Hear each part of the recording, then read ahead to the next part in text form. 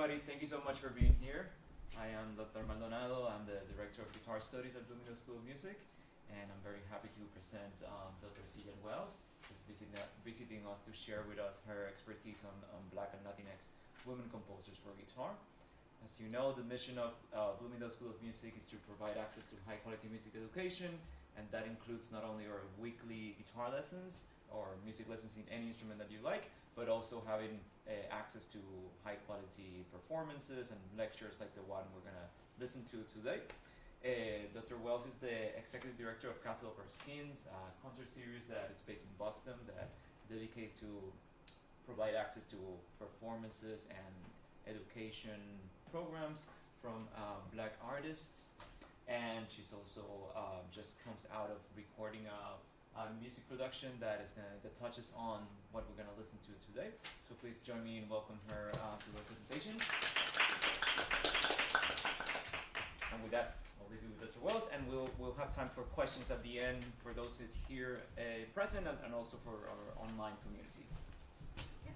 So again, thank you so much for taking time on what here in New York is a very rainy day to come and listen to me talk about my favorite subject, Black and Latinx women composers for the guitar.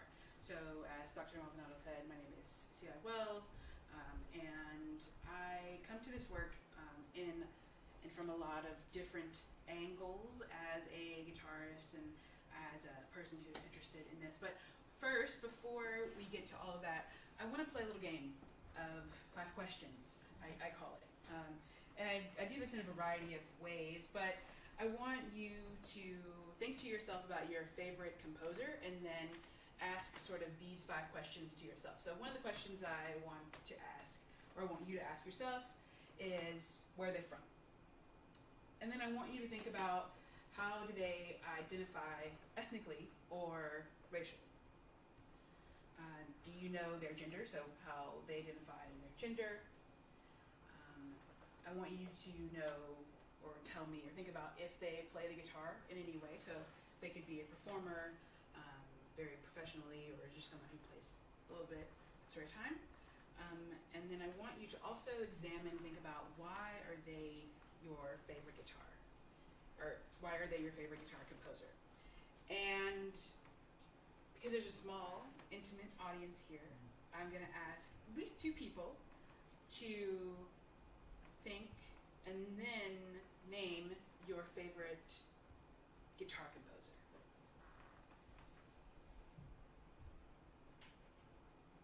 And we'll start with Dr. Maldonado. Yeah, of course. Well, specifically for guitar, yes. I really like a composer from Puerto Rico. His name is Leonardo de Búrvida. He's from Puerto Rico, so that's question 1. Interesting. How would he identify racially? I mean, besides Puerto Rican, I would identify him as a black man. So I guess that's for me the most obvious answer. Okay. He's male. I mean, he passed away, so he was a man.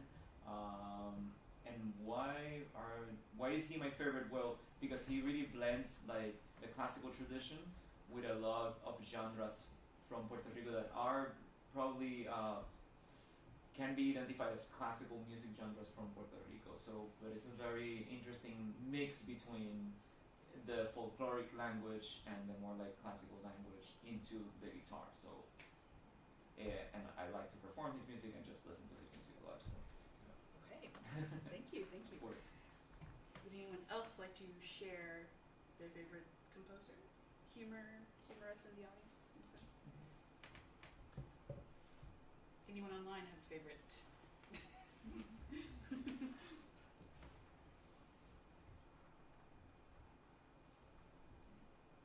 I wonder if any of my students here present. Very genius students. Yeah. So the hope from this game, what I want people to really examine and think about is in most spaces, especially kind of guitar-focused spaces, a lot of guitarists' favorite composers tend to be, this is a broad generalization, so just know that when I did this, but tend to be male, often what we call historical, which means no longer living, and then often white, though I think a lot of guitar music skews from Latin America and South America, so sometimes that shows up a little bit more. I mean, this answer we had here was like blown me away. So, black man composer, wow, okay, like things are changing, which is really, really awesome. But for a lot of people, they're just not aware. They just haven't learned yet, and so that's what I really hope to share and bring with you today. So why should you care? So on the screen are just a few living and historical, no longer living Black and Latinx women composers, all who have composed for the guitar and or play the guitar. And a lot of times when I would speak with people, they would say, oh, there are none.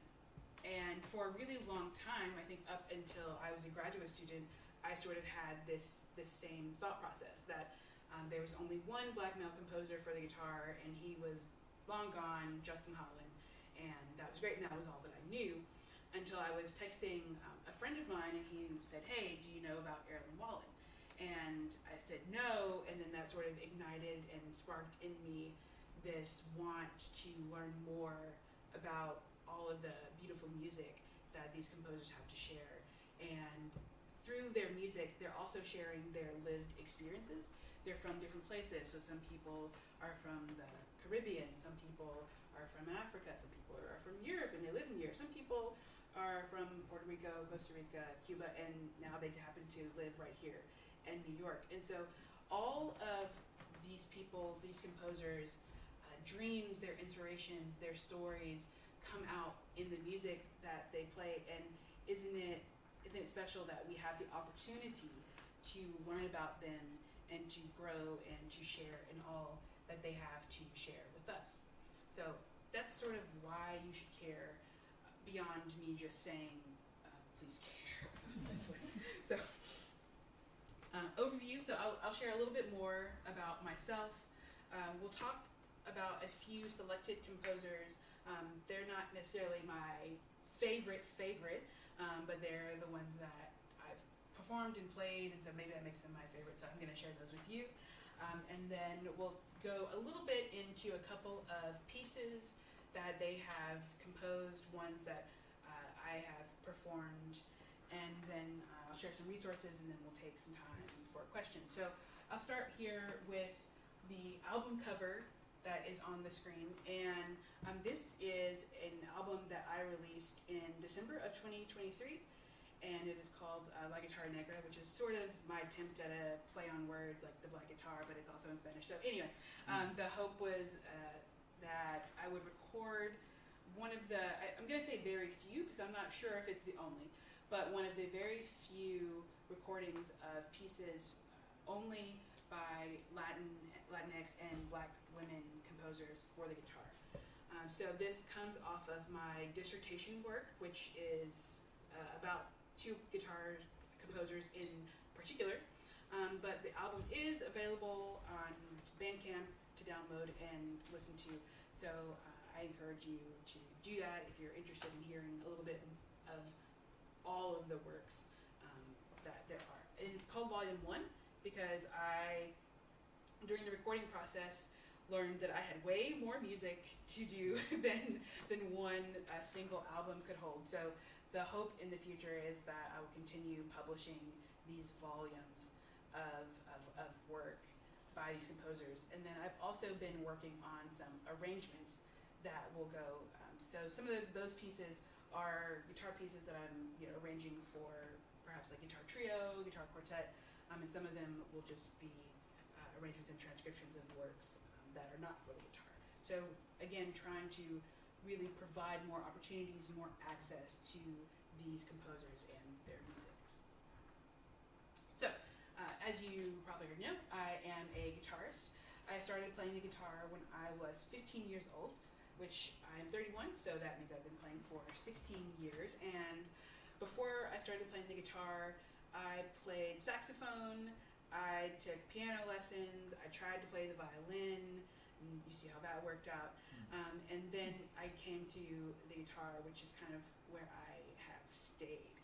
and I studied music education in my undergraduate, and then I have 2 performance degrees, finishing the last one in 2021 from the University of Georgia. In addition to playing as a soloist, typically I play in a guitar duo, duo tarango, and neither of us play the tarango, but we hope to one day and kind of include that that kind of those instruments and that repertoire in what we do. So in addition to playing some of the composers that I'm going to talk about today, we also play electric guitar music and do improvise kind of things. And if you really look into me, I've also published an album or created an album of works of electric guitar music by women and non-binary composers. So that's my first album, and then my second album was on screen. I'm an arts administrator, so yes, I do work as the executive director at Castle of Our Skins, which is a Boston-based concert and education series focused around celebrating Black artistry through music, and then we also do a lot of other collaborative kinds of work. So I run that. I'm also a really curious person, and so I tend to ask a lot of questions to the point where I will be talking to someone and I say, okay, now I'm going to ask a lot of questions, please forgive me, but just follow me here. And so that's where I find out about a lot of things and about a lot of people, is just asking a lot of questions and being willing to do some digging. And then I'm a cat aficionado, so I have Cat.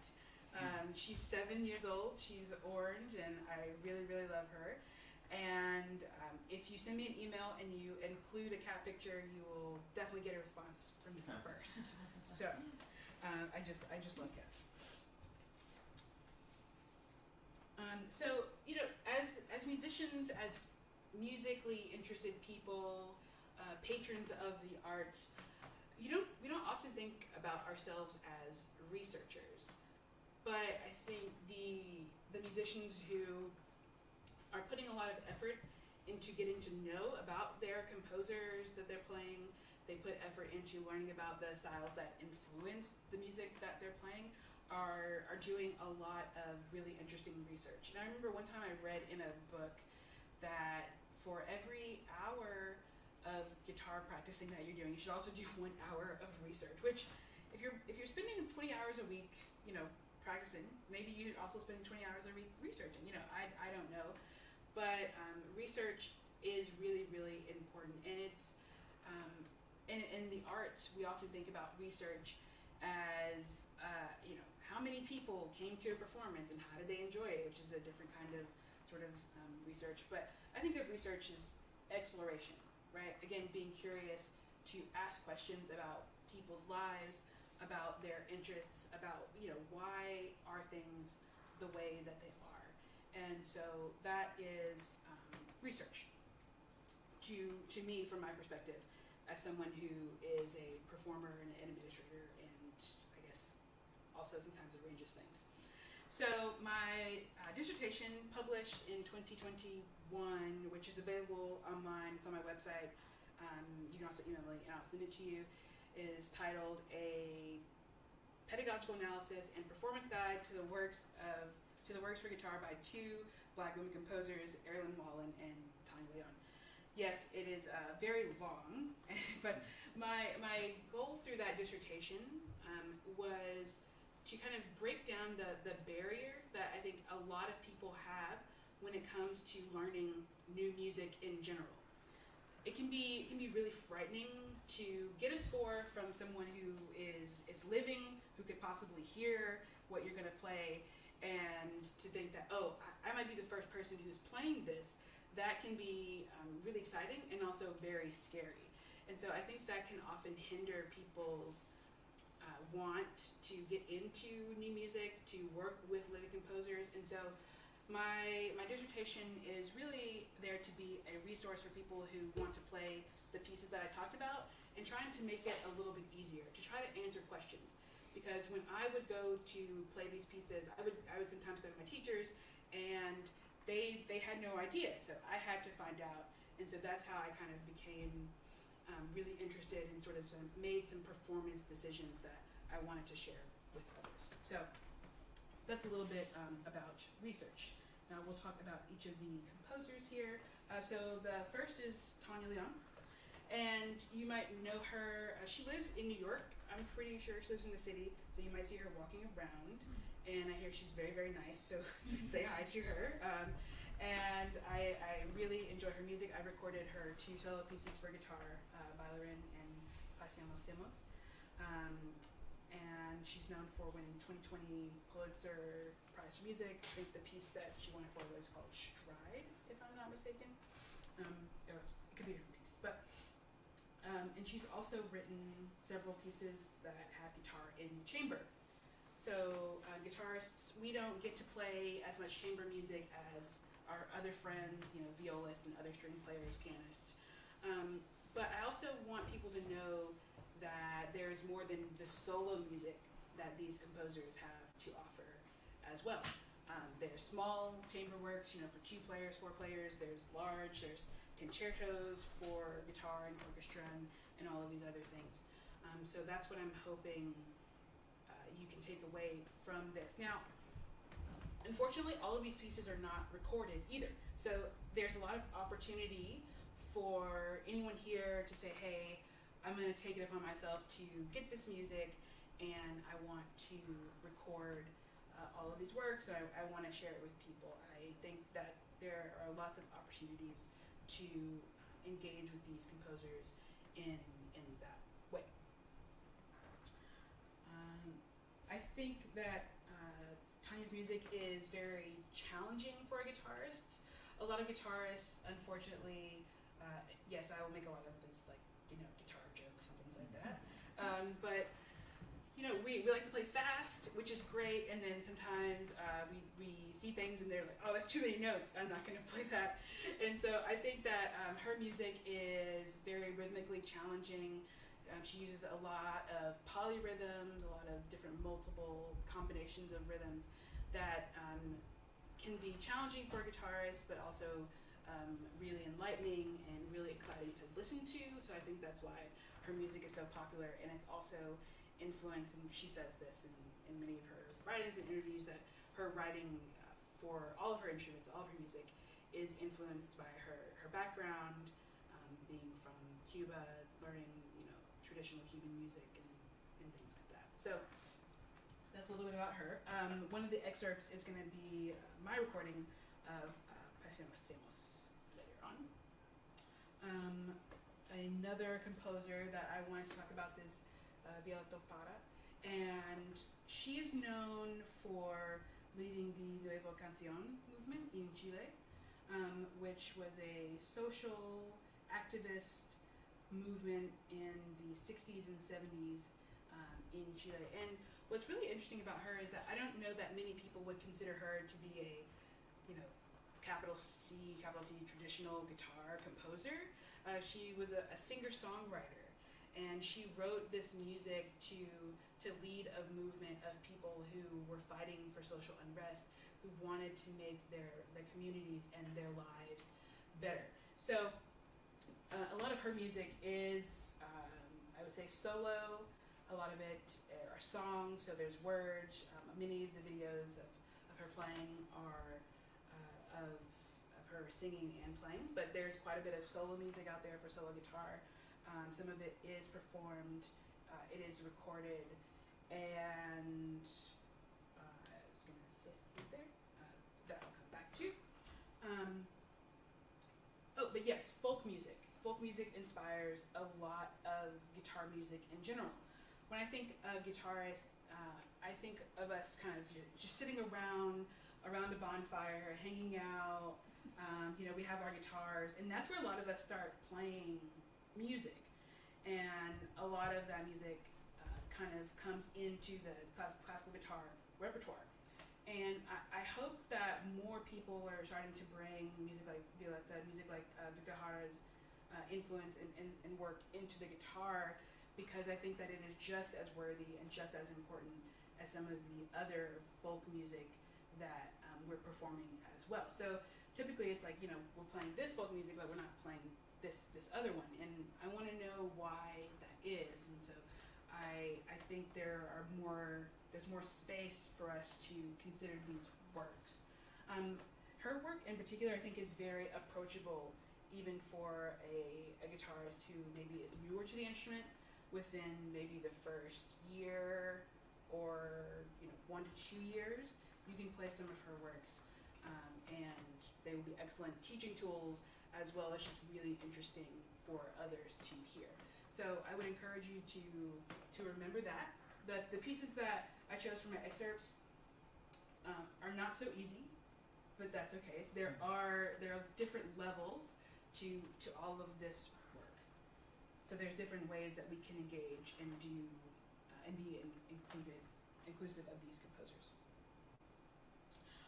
Next, I'm going to talk about Erlen Wallen. Now, Erlen Wallen is a Belize-born composer. Currently lives in a lighthouse somewhere off the coast of Ireland or somewhere, and so a lot of her music is inspired by being in this lighthouse and seeing the waves and being inspired and all that sort of stuff.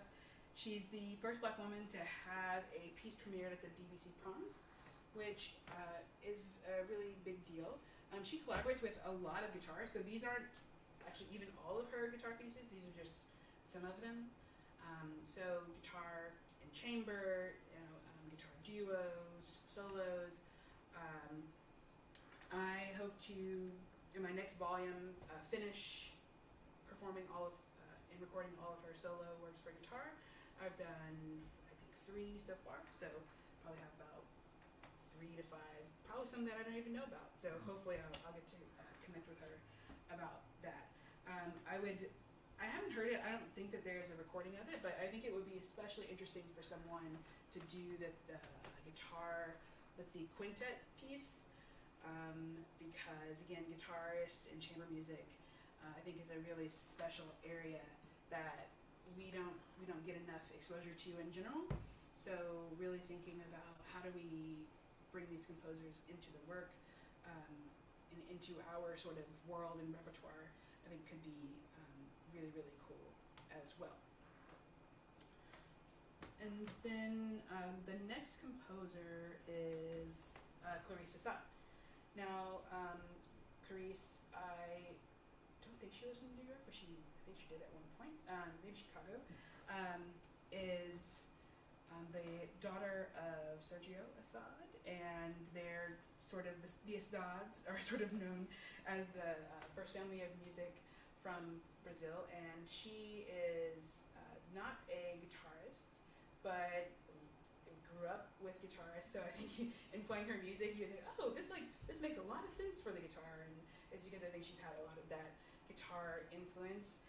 Clarice is always really pushing the boundaries. So one of the pieces, there's a video of this actually. She composed the piece using emoji, like with the phone, and like typing them. And now she's working on pieces that use AI in the work. So I think there's a piece that's going to premiere, or maybe recently premiered in Chicago, where she uses kind of AI on stage as she's there. She's done some pieces with Mosaic Variations was one I wanted to point out. There's a really great recording of that available through Austin Classical Guitar, and I used to work there, so I'm always sharing the good work that ACG does in the world. But it's so cool to hear 30 guitarists playing a brand new piece of music, and the composer is right there, and she's doing her little electronic-y thing and contributing to it as well. So I would say it's like 9 minutes, and it's really worth going and checking out. So these aren't all of the composers. These are just a few, and ones who I think represent the broad range of abilities in terms, or difficulty in terms of music that is more approachable for a newer guitarist, to more challenging pieces, to pieces for chamber, guitar quintet, guitar duo, guitar and something else. And there's depth here that more people need. I think more people need to explore. So next I want to share about a piece. So let's see. I'll talk about it and then I'll connect to the music so that you can hear. So that is me in the video, and this is a piece called Abo Ibawi, which I commissioned as part of my work with the Margins Guitar Collective, which is a pseudo-organized group thing of people who are interested in playing works by historically marginalized composers. And so this was the first time that I ever premiered a piece. It was the first time that I ever worked with a living composer. It was the first time that I played a piece that was for guitar and electronics. And so this piece really challenged me, and it pushed me in a lot of ways to think about, what is the guitar? And I think a lot of guitarists, we kind of come to new music, living music, by some weird, interesting route. And so this is kind of how I came to it. I was interested in doing something different than what my friends and my studio mates were doing, and so this is how I kind of came to this piece. So the whole video is available on YouTube, and it'll be linked in the webpage QR code that I have to share at the end. If you're interested in the score, I can also talk to Brittany and get that shared with you. It is, like I said, for guitar and live electronics. So Brittany J. Green, the person who wrote this piece, also created a specific computer program that goes along with it. So you'll see, kind of see in the video, that as I'm playing and making different sounds on the guitar, the screen and the visuals are also kind of changing and responding to that. I came in contact with Brittany through all great ways, the internet. So I sent her an email and I said, hey, I really love the music that you're doing. Would you be interested in writing a piece for the guitar? And so she and I worked. We did a GoFundMe campaign to kind of raise the commissioning fee. And so that's out there now. And that's part of what I hope to contribute to the guitar community, is commissioning, is making sure that more works like this are created. So we'll listen to about a 1 minute or so excerpt of the piece. So I'm just going to make sure it's connected to our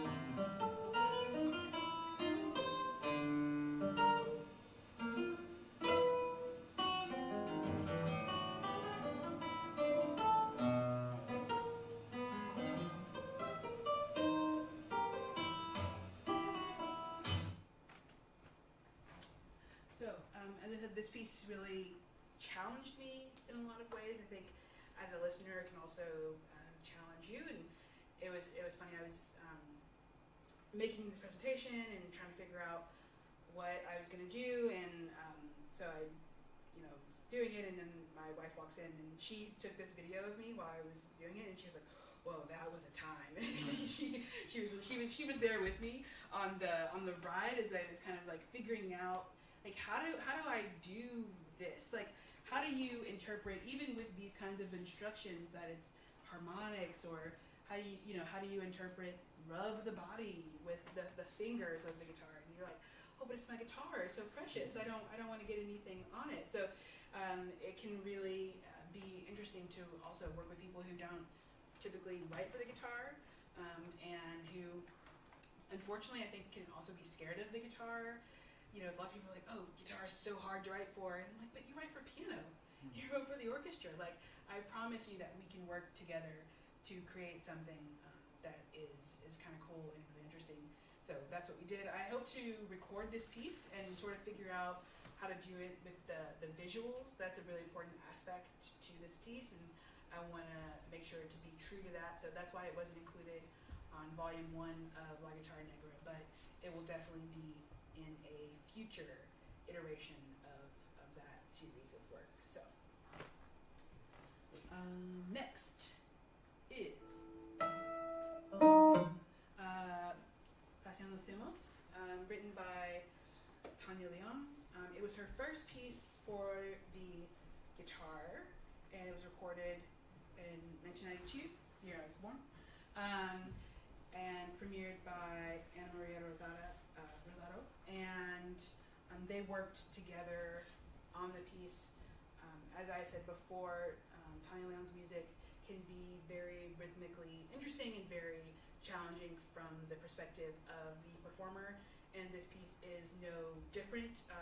So many polyrhythms. And I spent a lot of time in my practice kind of doing each of those notes, figuring out where they should be placed and how I want to play them and what does this mean. And so in my dissertation, I go on about this piece for like 10 pages about like how do you play this, and why do you play this, and what is it about. And she does talk about this piece being kind of an homage to her upbringing in Cuba, and Pasión los Demos translates to We's Hillbillies. That's kind of what the other title is, and I think she's just saying like, we are who we are, and this is my representation of that, of my heritage, of my family. And I also in that paper go on about how she's like planting seeds, and her family were farmers, and it goes into this whole thing. So if you're interested, you could read it, or you could just listen to this 1 minute excerpt of the piece. So this, like the last one, this starts in the middle of the piece. So maybe kind of like the slower bits, but these are just some examples of kind of how the score looks. The score is very easy to find. You can Google it, purchase it, and I recommend everyone having it as part of their collection as well.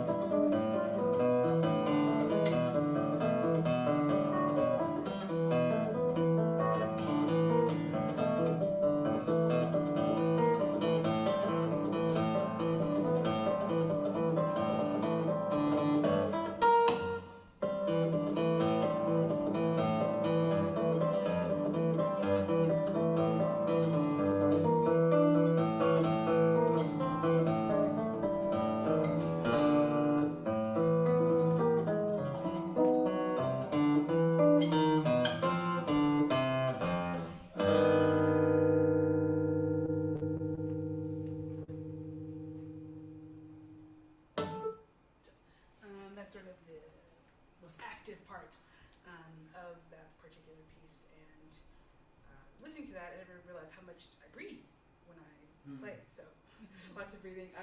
In the beginning of the score too, she also has sort of a key and how to play certain things. So she has a notation for how you tap the guitar, and also in this piece, you're supposed to kind of like, like put your heel on the floor, like while you're playing, which I found very difficult to do.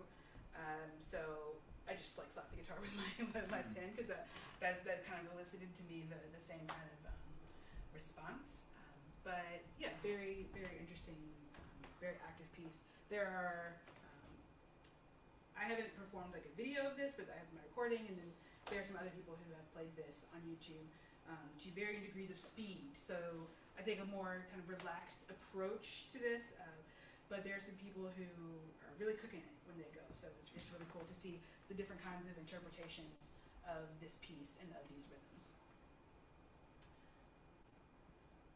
The next piece is Soli Deo Gloria, which is by Courtney Bryan, and it was commissioned by Duo Noir as part of a commissioning project that they did featuring works by BIPOC women composers for guitar duo. So they commissioned Courtney Bryan, they commissioned Clarissa Saad, and a couple of other composers. It's a really, really great album. She says that this piece was inspired by gospel and jazz music. She is originally from New Orleans, and she is a pianist, and there are some wonderful, wonderful videos of her, like, sitting with her jazz quartet, and she's playing the piano, and they're doing their whole kind of improvised jazz. Hey, you play this, and that sort of thing. So, in this video where I took the clip from, Duo Noir also talks about, I think they do, or maybe I heard it somewhere else, but how they came to commission Courtney. So they were at a chamber music festival, and she was there, and they heard her, just playing away on the piano one day, and so they knocked on her practice room, and they were like, hey, we really enjoy like what we heard, would you like to write something for us?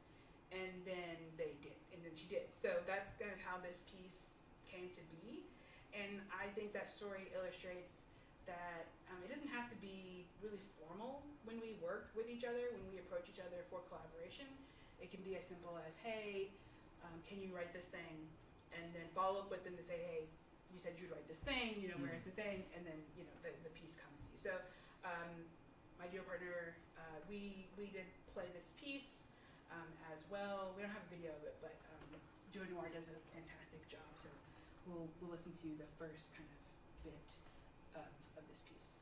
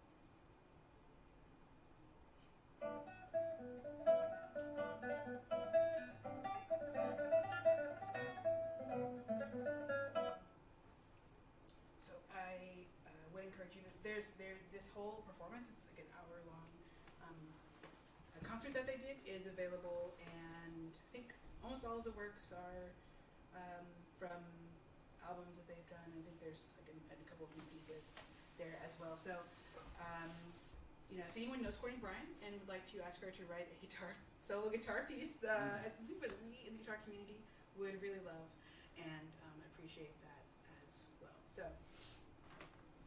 Next is some resources. So, and these are all linked, but I just wanted you to have an idea of the kinds of things that exist in order to find out about these composers. And by these composers, I mean all composers, but especially composers that historically are not represented a lot in the guitar repertoire, and it's sort of in classical music in general. So I think in 2020-ish, 2021, there were a lot of these like musical database projects, which are really great and helpful. And I started to help start one, and I used to work for one.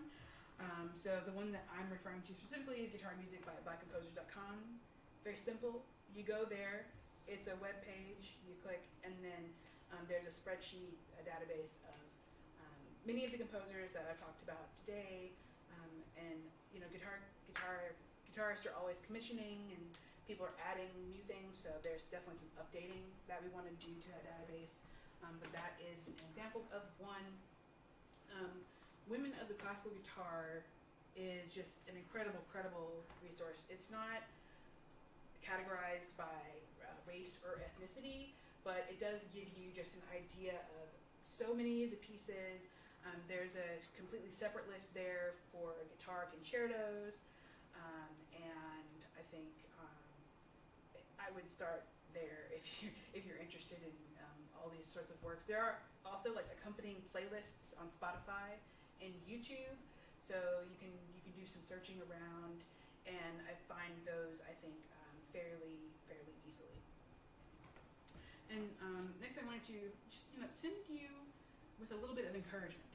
So there's this great subreddit, R classical guitar, and if you go to Google and type Black classical guitar composers, this will come up. And so I clicked on it, and someone was like, "Hey, I'm interested in learning about these composers. Can you help me?" And this person was like, "Well, why does the race or gender of the composer matter?" And that person was like, "Because that's what I'm looking for." And so I use that as a point of encouragement to say that look for the things that you want to look for. Perform the music that speaks the most to you. It can be challenging, to say the least, because not all teachers are familiar with these composers. They're not familiar with all kinds of music, and so you can be going out there what feels like alone in a desert of new pieces that you have no idea about. But I want to say that you can do it. It might be challenging, but it'll be well worth the time and effort that you put into it, and I think you'll get a lot out of the research, the listening, and the performing. So remember, if someone asks you, just say, "That's what I'm looking for. That's what I want to do." So now it's time for questions, and then I'll go to the next slide, which is just a QR code that goes to my website. So a lot of the things that I talk about are linked on this webpage, and then I'll probably put these slides there and some other stuff there too. But now is time for questions, if there are any. Well, thank you so much. Yeah. I obviously have questions, but I want to first, if there's anybody who want to do any questions. Thank you. Thank you. Or if we have anybody online. Not online at this moment, No, but I'll okay. keep posted. Do we have any questions? Yes, please. There were a lot of great resources. I couldn't write all of them. How can they become available? Yes, so if you are able to pull up this QR code, most of them should be linked there. If you take a picture, they'll be there. Yeah, that will work.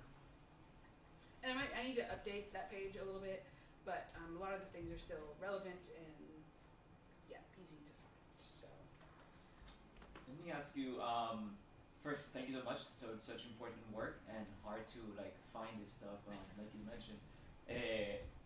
But so important, especially for younger students. And I have a lot of young women students here at Bloomingdale. And as you probably know, it's always a lot of male composers, a lot of male performers, which obviously it's also great, but it's very important for these young students to see themselves on the stage and in the name of the composers, etc. So I've gone through this battle myself of going through undergrad and grad school, learning all the great music by these composers, but also finding myself wait, I need to take a step back and find music from Puerto Rico in my case. So I wonder if you know of these type of composers, but that have written specifically for like young students or for like someone starting from zero to learn the guitar that could be interesting for teachers at Bloomingdale or at other schools to pull from those resources? I think that's the thing that's where there's room for improvement, right? Is I think about, what about the student who just started today? They're probably not going to play any of the pieces that I shared with you here. Right. And I think it comes down to we just have to be responsible for creating it. We can say as much as we want to that, oh, I wish this piece existed and why doesn't it exist? And ultimately it exists. It doesn't exist yet because we haven't asked. And so taking that first step and initiative to saying, this person whose music you really, really enjoy, could you write something for a beginning guitar student? Which can mean a wide variety of things. Like when you say beginning, we don't have a grading system so much for guitar as the other instruments do, or in band, they have graded work, and we don't have that necessarily. But I think going to a composer and really being specific about the techniques, the tools, the resources, the things that can be in a piece for a younger student, and then working that way.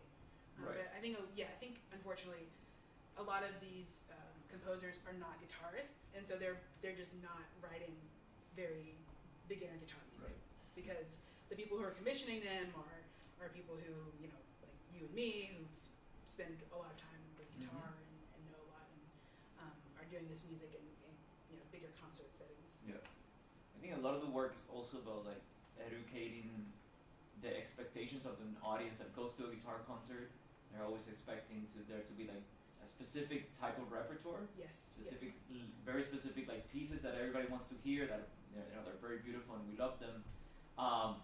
But it's hard sometimes to know what you're gonna get from an audience when you play a concert that's mostly music that they have never heard, by composers they have never heard about. And I guess I'm going to a question with this, which is, do you know of any like music schools or any type of work done in academia where this type of repertoire is being included into the syllabuses or being expected from the students to study, at least, even if it's like a minimum amount, but something to add, to start like from a younger generation adding this music into the required or expected repertoire? I think the Royal Conservatory's syllabus is working on including works by more women. At one point it was only male composers, Right. mostly, and almost all of them were historical, so there weren't even like any living composers on the list. So I'm pretty sure that they're working on including more women. Annette Cruzbrink, I don't know if you're familiar with her. No. She's not a Black or Latinx composer, but she is a guitarist, and so she has written so many pieces for the guitar that are new because she's living and are really interesting and can be approachable from like a this is my first lesson kind of way. So I want to say that Manhattan School of Music here in Manhattan, Right.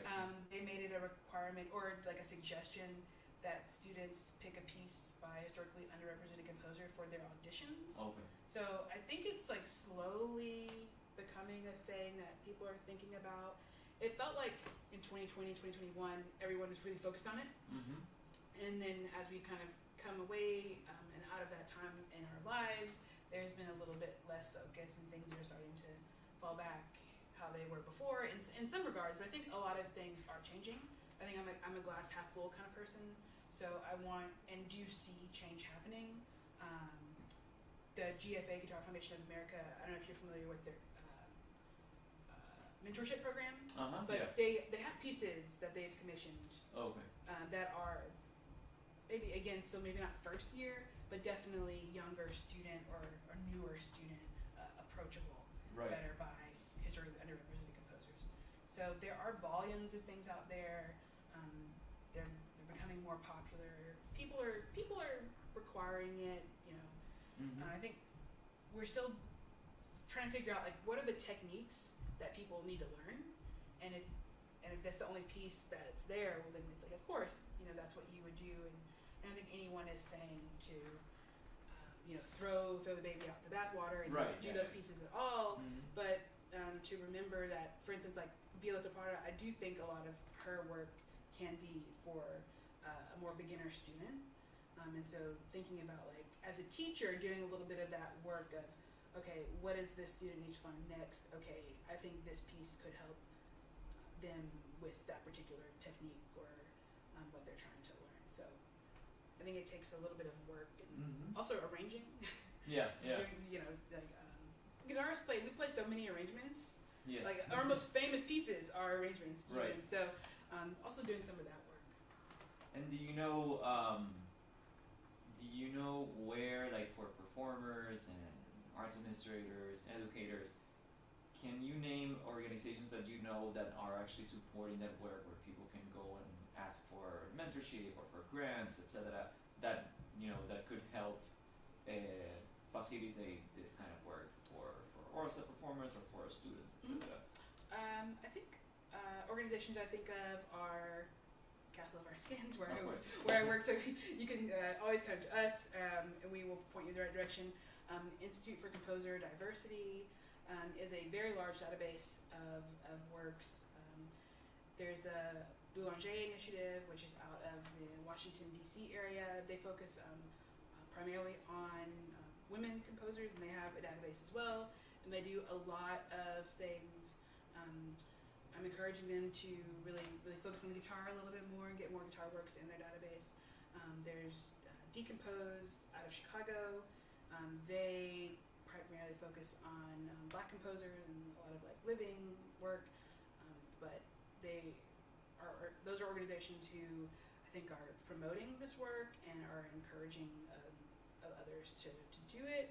I think reaching out to your local neighborhood guitar society Mhm. is also like a really good way to get people engaged and motivated and thinking about this, and it's talking to each other and really having guitar teachers ourselves, like re-examining our work and sort of our place, and not being afraid or being unafraid and not being timid to push students to learn new things and to push ourselves to learn new things. We can get really comfortable with teaching what we know Mhm. and teaching the pieces that we've played. I was at a concert and someone said that they'd been doing the same concerto for 30 years, and it's like, wow, what a commitment to like one piece, which is really, really great. And you get to know so much about a piece if you've been playing it for 30 years, which is really awesome.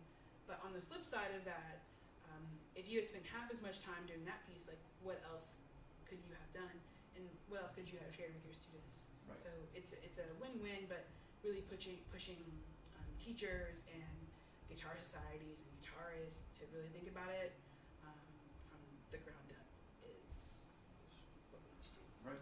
Great. Those are my questions. I don't know if we have anything online or anybody else wants to ask something.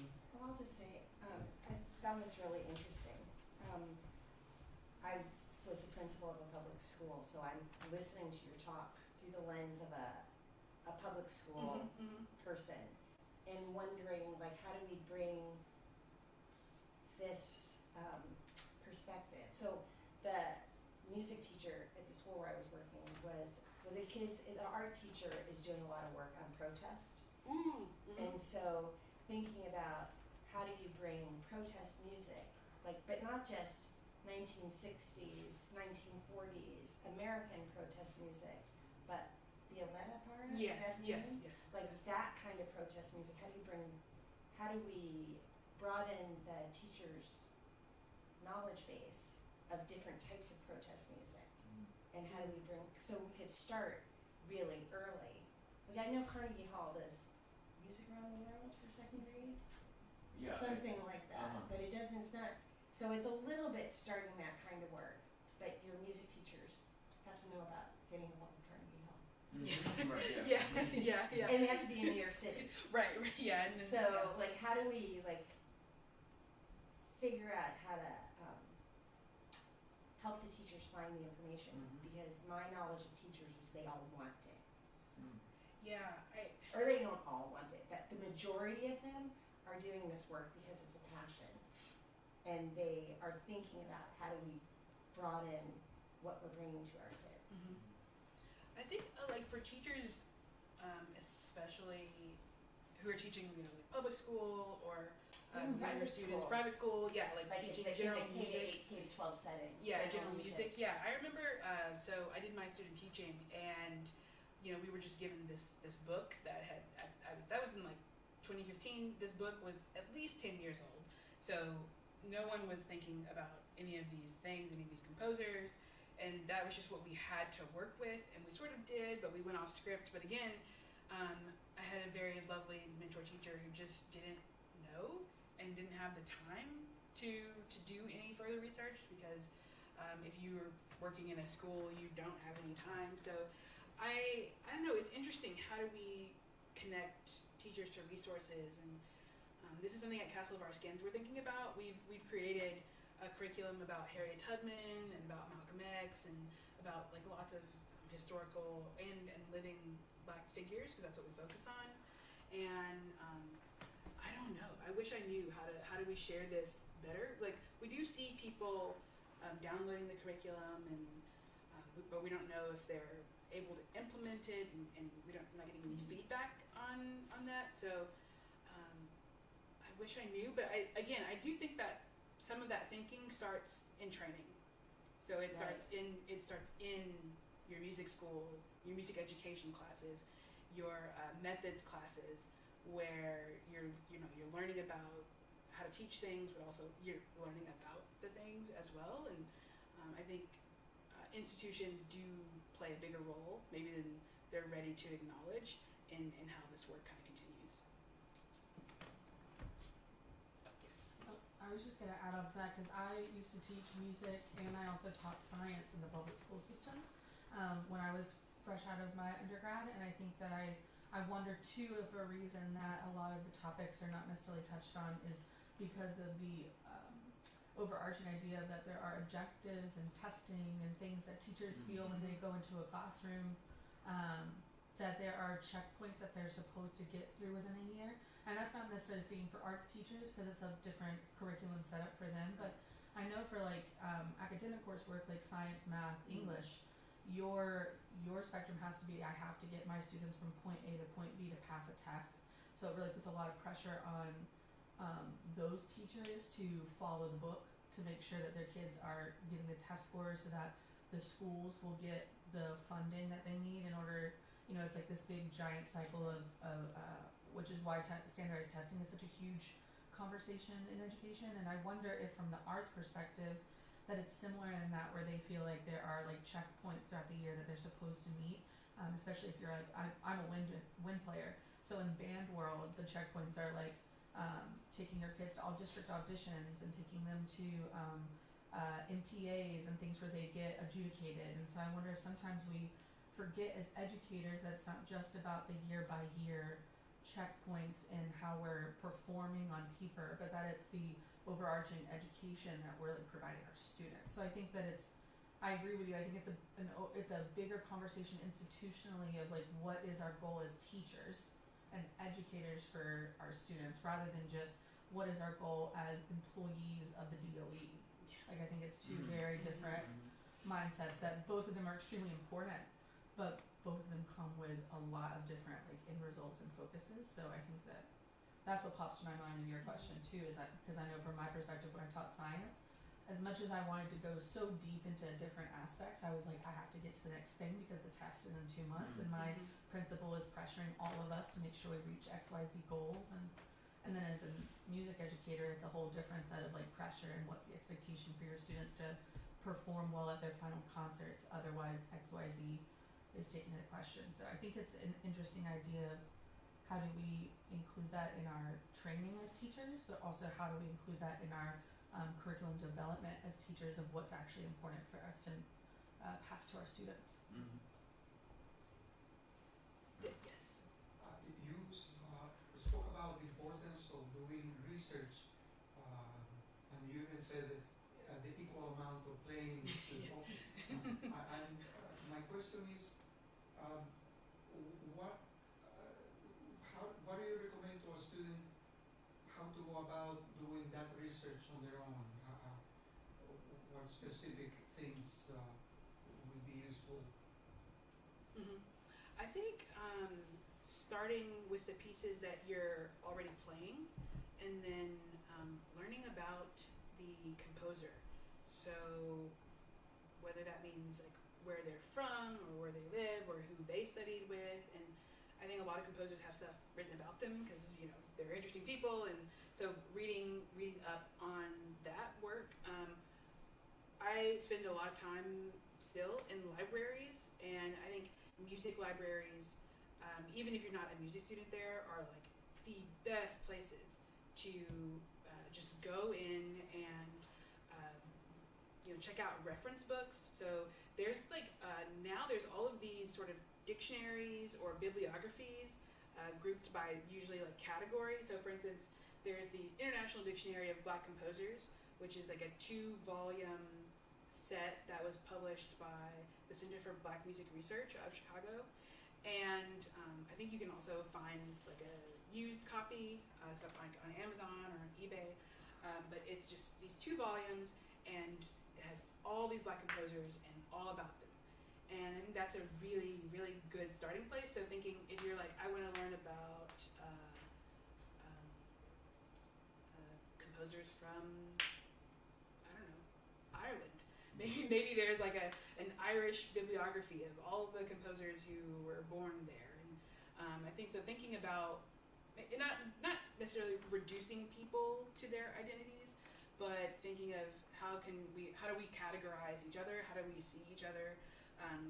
Typically that can be by the instrument we play, or where we're from, or how we identify, racially, or with our gender. And so I think thinking broad in categories can be a way to kind of start.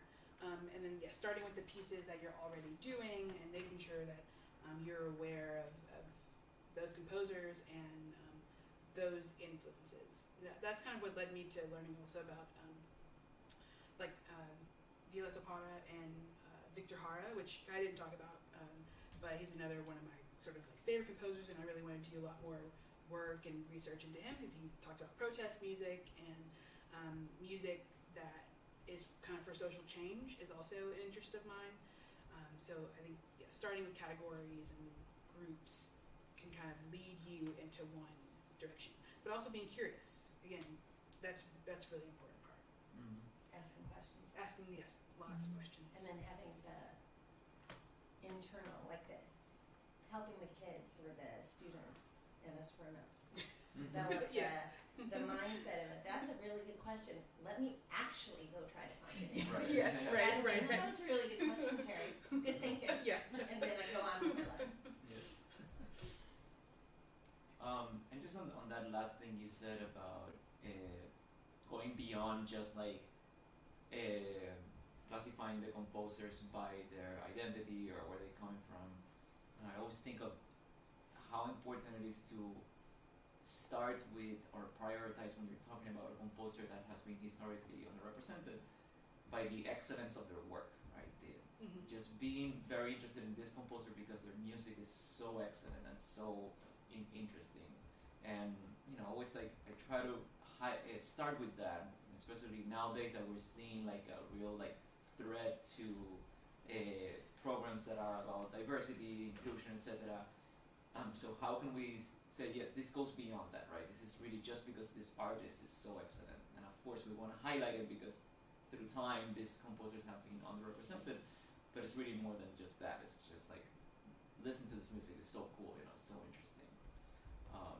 There's not a question in there, but Well, I think it's interesting because a lot of the composers that I've talked about have said, like they don't want to be known as, ex-woman composer, or they just want to be composer, right? Like we all just want to be guitarist or pianist, or we just want to be principal. And I think I understand that perspective, and I acknowledge it. But I also acknowledge that we don't live in a vacuum and that people see us as who we are when we enter a room. And so, you know, you don't have to make a big deal about it, but you do have to acknowledge it. And I do think just like the small ways of acknowledgement really can go a long way for someone that you might not even really realize. So if you're saying to your student, you know, this is blah blah blah, her name is this, like, you know, just talking about the person, I think that goes a really long way. And you didn't have to do the work of saying like, now we're going to study all of the women composers. You were just like, no, we're talking about this person. This is who she is, and this is her work, and this is why I like it. I think is like the reality of how this stuff comes, but like not acknowledging it also kind of perpetuates what I think of as like the default composer. Like if you were to go to an AI and say, hey, make me a picture of a composer, it would probably not be one of the people here.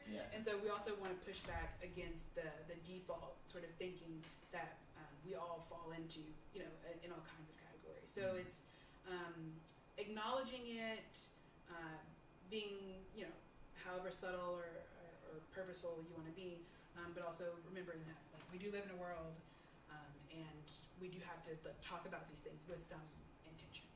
So it's balance, but yeah, I think with the younger people though, I think, you know, like people are different, so it's getting better. Sure. Well, thank you so much. I think that's the time we have. But again, thank you so much. Thank you guys for being. Please check out our website. We have a lot of concerts always coming up on different times of the week, but mainly Friday nights is the day where we have events here. Everything is free and open to the public, so please, I hope to see you again in Bloomingdale.